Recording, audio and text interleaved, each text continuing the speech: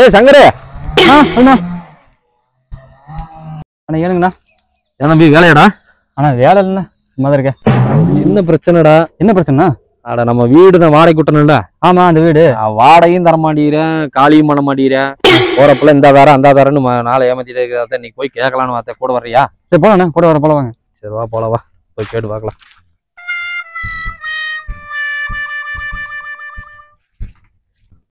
தம்பி யாருப்பா வீட்டுல? சொல்லுங்கண்ணா. எங்க தம்பி உங்க அண்ணன்? அண்ணா வெளியே இருக்காருங்கண்ணா. என்ன தம்பி 2-3 மாசமா வாடகையே கொடுக்கல? என்ன தம்பி இப்படி பண்ணிட்டு இருந்தா எப்படி தம்பி வீட்டெல்லாம் வாடகை கொடுறது? சரிங்கண்ணா, வந்தா சொல்றேங்கண்ணா. இப்படியே பண்ணிட்டு இருந்தா காலி பண்ணிடுவேன். சரிங்கண்ணா, வந்தா சொல்றேங்க.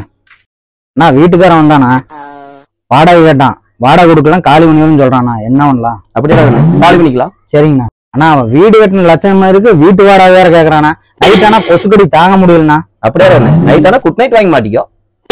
நான் நைட்ல குட் நைட் மாட்டிக்கலாண்ணா, மார்னிங்ல குட் மார்னிங் மாட்ட முடியுமாண்ணா? ஏன்னா இந்த காமெடியாக்கு. சரி வீடு பேசிக்கலாம். தம்பி வீட்டுல யாரு? அண்ணா சொல்லுங்க. என்ன தம்பி இந்த மாசம் வாடகை கொடுக்குறீங்களா? நான் அண்ணன் வெளியே இருக்காருங்கண்ணா. என்ன தம்பி வர்றப்பெல்லாம் இதையே சொல்லிட்டு இருக்கிறீங்க?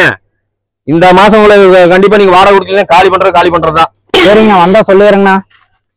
நான் 2 மாசமா வீட்டு வாடகை கேட்டு ஓனர் வந்துட்டே இருந்தாருண்ணா, வாடகை கொடுத்துட்டியாண்ணா? இதெல்லாம் காலி பண்ணி சொன்னான்ல. ஆமாண்ணா. ஆனா ஆளவே காலி பண்ணிட்டேன். வீடு நமக்கு தான் சொந்த, போய் விளையாடு போ. என்ன சொல்ற?